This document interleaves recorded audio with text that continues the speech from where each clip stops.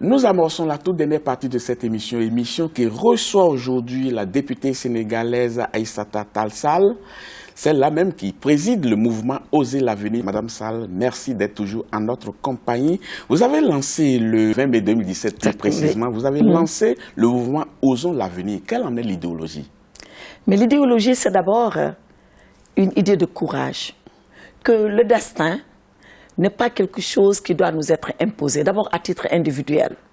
Que chacun peut, là où il se trouve, avec ses forces intérieures, avec sa force de conviction, avec sa force de persuasion et d'engagement, changer son destin. Et je crois qu'aujourd'hui, c'est de ça dont l'Afrique a besoin. On nous a tellement chanté, les différents régimes, oui, vous pouvez être ceci, vous pouvez être... On les a tellement copiés, on les a tellement importés, que nous nous sommes dit, nous, à Oser l'avenir, croyons d'abord en nous. Croyons en nos capacités.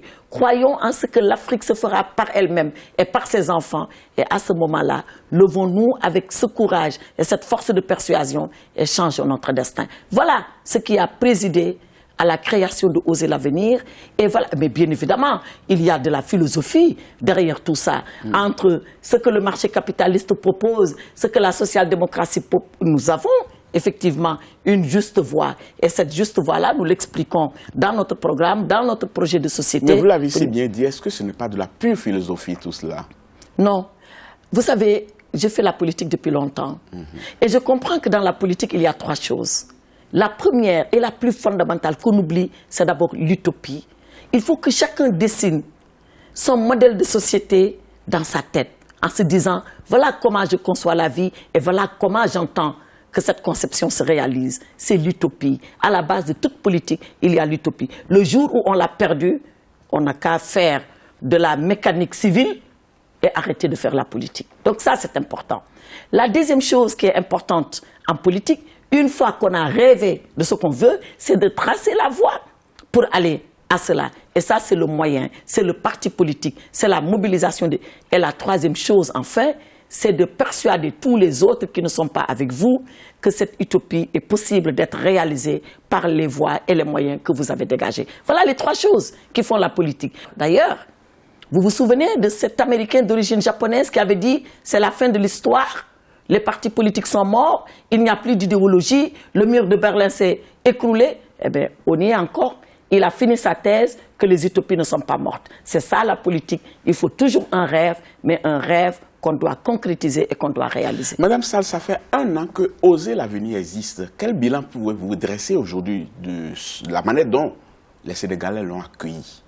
Mais je pense que nous sommes dans la construction. Sans langue de bois, madame. Sans langue de bois. Oui. Nous sommes dans la construction d'un mouvement que nous voulons pérenne. En Afrique, les partis politiques meurent toujours avec les géniteurs. Une fois que le géniteur est parti, le parti s'en va. Eh bien, nous voulons éviter cela. Mais en quoi faisant? En faisant que le jour où le parti s'implantera, le jour où moi-même je sentirai que d'autres le porteront, je m'effacerai de mon vivant. Je n'attendrai pas d'être dans le catafalque pour que le parti parte avec moi dans la tombe. Ça, je le ferai. Donc c'est un parti en gestation. C'est un parti qui est en train de naître et qui est déjà présent dans les 45 départements du Sénégal, qui a envoyé un député à l'Assemblée nationale dans des conditions d'élection calamiteuses en 2017.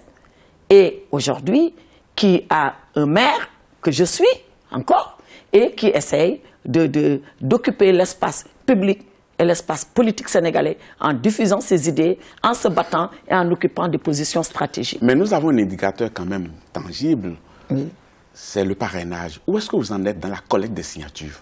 Alors là, on est presque en train de nous suicider, mais on y arrivera. On sera peut-être mort, mais on sera candidat même mort. Pour vous dire que c'est très difficile. Oui. On est en train de collecter les signatures. Les choses se passent difficilement pour tous les candidats. Mais où se trouve la difficulté en fait? Mais la difficulté est que le pouvoir a faussé le jeu. Le pouvoir a faussé le jeu. Et c'est la raison pour laquelle, si on avait d'ailleurs discuté avec le président Macky Sall, moi je ferais partie des gens qui lui auraient dit ne soyez pas dans le parrainage. C'est-à-dire que le candidat sortant, qu'on lui donne un ticket, une prime au candidat sortant, et qu'il sorte du parrainage, lui, et qu'il laisse les autres candidats qui aspirent à le remplacer se battre pour le parrainage. Le jeu allait être beaucoup plus sincère et beaucoup plus loyal. Mais aujourd'hui, on entend que le pouvoir achète des parrainages, on entend que le pouvoir finance des femmes pour obtenir des parrains, on entend que le pouvoir finance des jeunes pour obtenir des parrains. Mais l'esprit du parrainage est lui-même faussé par la force de pénétration du pouvoir dans les milieux défavorisés. Donc je crois que tout cela fera que si moi j'arrive au pouvoir, je rééquilibrerai et je renégocierai avec les Sénégalais tout ce système institutionnel autour de la présidence de la République. Oui, mais pour répondre à votre question définitivement,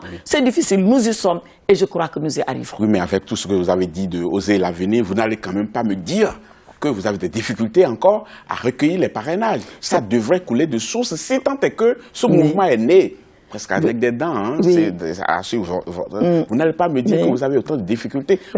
Les difficultés, c'est quoi concrètement? Vous m'avez dit sans langue de bois, je vous ai répondu sans langue de bois. Et sans langue de bois, comme je l'ai dit, je dis que c'est difficile parce que je reconnais que c'est difficile, mais je dis que nous y arriverons parce que nous sommes dans les 45 départements du Sénégal et en plus des 52 000 signatures minimum, il y a une autre condition, c'est d'avoir 2 000 signatures dans cette région sur les 14 que compte le Sénégal. Ce travail-là, nous sommes en train de le faire. Il doit se terminer au mois de décembre. Bon, on a encore le temps de le finir et on le finira, croyez-moi. En tout cas, au moment où vous me lanciez le mouvement Oser l'avenir, vous disiez ceci, citation, « Nous voulons tracer une nouvelle voie politique pour le Sénégal. Le Sénégal a toujours marqué l'histoire en refusant de se soumettre au destin que d'autres avaient voulu lui tracer. » Absolument. Fin de citation. Absolument. Qu'est-ce que vous voulez dire concrètement? Absolument. Là, je voulais que les Sénégalais comprennent qu'ils sont maîtres de leur destin. Et quand je dis que le Sénégal est un peuple qui s'est toujours dressé pour refuser le destin que d'autres avaient voulu lui tracer, j'ai évoqué l'histoire du Sénégal. J'ai évoqué les résistants du Sénégal. J'ai parlé de Cheikh Omar Al-Foutiou Tall, j'ai parlé de Cheikh Amadou Bamba, j'ai parlé de Seydi El Hadji Malick Sy, j'ai parlé de Cheikh Al-Islam, Ibrahima Niass, j'ai parlé de Aline Sitoé Diatta, cette femme qui avait refusé aux colons français de lui imposer des produits manufacturés venant des autres colonies en disant c'est le riz de la Casamance que nous cultivons parce que c'est celui-là que nous voulons consommer et qui a été déporté. Voilà le Sénégal, voilà son histoire. Je dis comme à l'époque, ces aïeuls illustres avaient refusé le destin que d'autres voulaient leur imposer, c'est à nous de refuser le destin que le monde et les puissances occidentales et tous les autres veulent nous tracer. Si nous retournons à nos sources, nous devons nous abreuver de ce courage-là et pouvoir aller de l'avant et construire notre futur et même déjà notre présent. Mais Mme Sall, ce serait vraiment dommage que vous fassiez tout ce combat-là, qu'à l'arrivée, vous ne recueilliez pas les signatures possibles. Et par conséquent, j'allais vous demander de regarder cette caméra, de lancer un appel à ceux-là qui sont chargés de vous apporter le parrainage. Et dites-leur ce qu'ils doivent faire et pourquoi ils devraient le faire. Merci Africa 24. Je demande à tous mes compatriotes sénégalais de continuer les signatures et de faire que mon dossier soit déposé, accepté et validé par le Conseil constitutionnel parce que je porte le changement que le Sénégal attend. Le message est lancé, j'espère qu'il sera suivi d'effets, mais nous allons découvrir, pour finir cette émission, un autre aspect de votre personnalité, une facette qu'on ne vous connaît peut-être pas ou peu. C'est qu'en mai 2006, très exactement, vous montiez sur les marches du Festival de Cannes. C'était pour présenter la première du film Bamako. Dans ce film, vous avez joué le rôle d'une avocate qui défendait son continent contre les dérives des institutions internationales. Oui. Et je me demande si vraiment c'est un film. Moi, quand les gens me disent... Parce que le film est une fiction qui parfois part de la réalité. Mais l'essence d'un film, c'est déjà la fiction. Mais ce que je disais ce jour-là de ce film, c'est ce que moi je ressens en tant qu'Africaine. C'est sous le joug de ces politiques d'ajustement que nous avons connu toutes sortes de difficultés.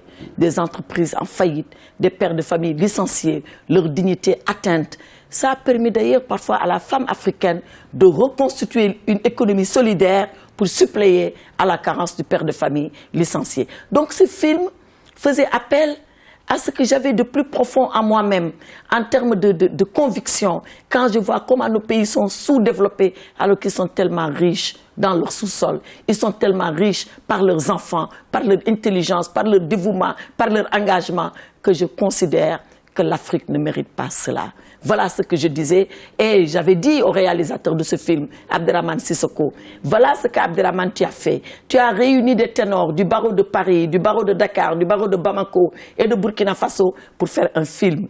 Moi, je n'accepte pas de perdre mes procès. Si je perds ce procès-là, tu en seras responsable. Il m'a dit comment le gagner. Je dis en montant les marches de Cannes et nous sommes partis à Cannes. C'est vrai, vous avez parlé des agissements structurels. Aujourd'hui, c'est derrière nous. Oui. Mais le temps, tout évolue quand même. Mais Oui. on est confronté à d'autres réalités. Est-ce que vous estimez que ces Africains-là que vous défendez souvent, est-ce que vous pensez qu'ils sont à l'abri aujourd'hui? Mais ils ne sont pas tout à fait à l'abri, mais aussi il faut se dire les choses en vrai. Très souvent, c'est eux-mêmes qui sont les véritables responsables de leur sort. Parce que dans le film, on évoque la corruption de nos dirigeants. On dit toujours oui, il y a les corrupteurs, c'est les grandes entreprises étrangères, mais les corrompus, c'est eux. Et qu'on se le dise aussi, ça fait partie de nos réalités. L'Afrique peut changer, l'Afrique doit changer, mais pour y arriver, il faut que l'Africain change. J'ai été dans un pays extraordinaire qui s'appelle la Malaisie. Je suis partie rencontrer un monsieur qui s'appelle Dr Mahathir. Celui-là, en quelques années, il a fait faire un bond extraordinaire à la Malaisie en disant tout simplement aux Malaisiens, Malaysia, Cannes, vous pouvez et vous le ferez. C'était bien avant Obama. Mais l'Afrique le peut, l'Afrique le doit, l'Afrique doit le faire par ses enfants et je ne désespère pas que ce jour-là arrivera malgré toutes les difficultés que nous vivons aujourd'hui. Mais aujourd'hui, la réalité est que les Africains désespèrent, en tout cas les jeunes Africains désespèrent beaucoup. En témoigne la vague qu'on voit traverser l'océan pour se retrouver de l'autre côté. Mais est-ce que ces Africains ont de raisons de croire que rester sur leur continent, ils ont un rôle à jouer dans ce continent et que le continent est prêt aujourd'hui à les accueillir et à leur donner ce qu'ils veulent? Voyez, on parlait de rêve en politique. C'est parce que ces jeunes, ils ont perdu toute utopie. Personne n'a mis dans leur tête qu'une autre situation était possible. Parce que la réalité, elle commence toujours par un imaginaire. Et bien cet imaginaire-là, on l'a tué chez ces jeunes Africains. Et ils disent, bon, tant qu'à mourir, autant aller tenter notre chance ailleurs, plutôt que de rester assurément là où nous sommes sûrs que nous allons mourir parce qu'une perspective ne leur a pas été dessinée. Ça, c'est encore une grande responsabilité devant non seulement les dirigeants africains, mais tous ceux-là comme moi qui aspirent à diriger, parce que cette question-là, si on ne la règle pas, on détruira notre communauté et la société africaine. Alors, Madame Aïssata Tall Sall, malheureusement, nous sommes à la fin de cette émission. Qu'est-ce que ce fut court? Oui, vraiment, j'étais enchantée de vous retrouver. C'est une émission que j'observe avec beaucoup d'intérêt. Et voilà, vous m'avez agressé, j'ai essayé de répondre du mieux que je peux. En tout cas, je vous remercie de l'honneur que vous m'avez fait en m'invitant aujourd'hui. En tout cas, tout le plaisir est pour nous. J'espère que la prochaine fois où on se verra, c'est peut-être la candidate déjà confirmée que nous aurons en face de nous. Et ensuite, la présidente élue. Pourquoi pas? Il faut poursuivre le rêve et l'utopie, et il peut être réel. Merci beaucoup, Aïssata Tall Sall. Je rappelle à nos téléspectateurs que vous êtes avocate députée et vous présidez le mouvement Oser l'avenir. C'était un plaisir de passer ces instants en votre compagnie. Merci beaucoup. Chers téléspectateurs, nous arrivons au terme de cette émission. Merci beaucoup de l'avoir suivi. Nous vous donnons rendez-vous très bientôt pour un autre numéro de cette émission. Pour l'instant, nous vous laissons en compagnie des programmes d'Africa 24. À très bientôt.